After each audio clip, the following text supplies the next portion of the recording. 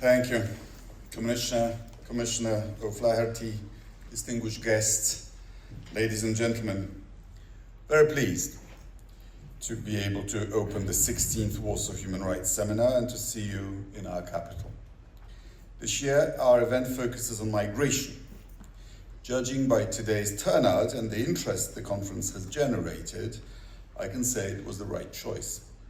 Migration is a topical issue both on domestic political agendas and in the proceedings before international human rights mechanisms.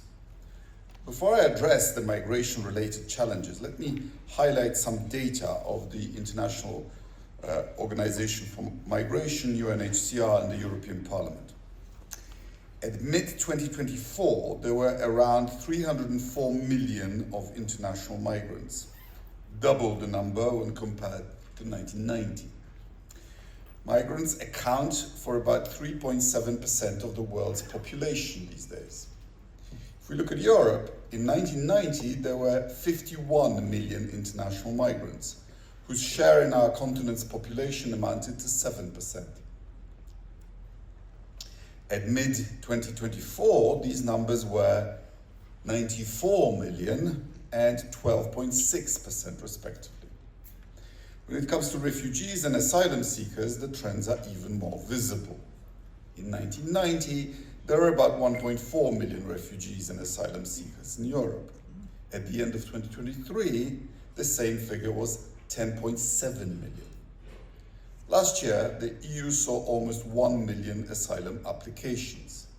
The countries that saw the largest relative increase of first-time applicants were Poland, 87%, and Ireland, 39%. EU countries granted protection status to more than 430,000 asylum seekers. Europe doesn't function in a vacuum. Globally, the numbers of refugees and asylum seekers reached 45 million in 2023. These figures illustrate what we hear on daily news, that more and more people in various regions are forced to leave their homes as a result of conflicts, human rights violations, climate change, or economic hardship. Behind these numbers, there are individual people's stories of war trauma, human trafficking, exploitation, and unaccompanied children separated from their families. Ladies and gentlemen, the growing migration has diverse consequences for the countries of origin, destination, and transit alike. These consequences are visible here in Poland. These days we are becoming a country of destination rather than origin, as it had been for centuries. In 2022, we opened wide our borders for the immense wave of Ukrainian war refugees. We quickly adopted legislation that granted them rights in many areas of life, such as access to the labor market, to social benefits, education, and healthcare. Today, we continue to host about 1.5 million Ukrainians. At the same time, our dynamically developing economy and rising standard of living is attracting economic migrants as well. Their work contributes to our GDP as well as to our pension schemes. These advantages of legal and controlled migration are clear.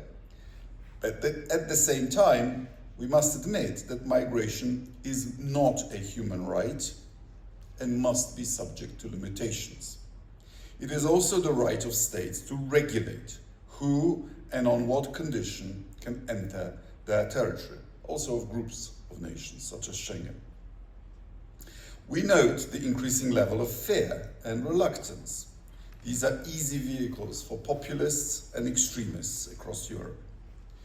And we should be honest in our debate on migration. We must not shy away from talking about the challenges.